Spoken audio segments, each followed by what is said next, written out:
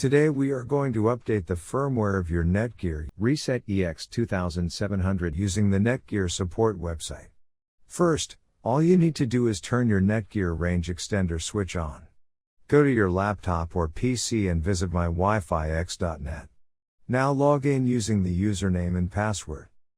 In case if you forget your username or password, then please get in touch with our support team. They will help you out to solve the issue. Once you are logged in successfully, the extender will automatically check for a new firmware update available and then click on the firmware update link. Click yes to download and install the new firmware. Be patient as the process might take a couple of minutes depending on your network speed.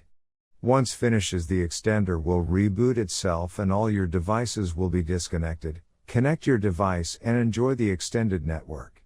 Return to my Wi-Fi EXT website and log in to make sure everything is working fine. In case if you are still facing any issue with your Netgear Range Extender device, get in touch with our Netgear Range Extender experts for instant solutions. Thanks for watching our video, and do not forget to like, share, and comment on the video, so that you never miss any video from our channel.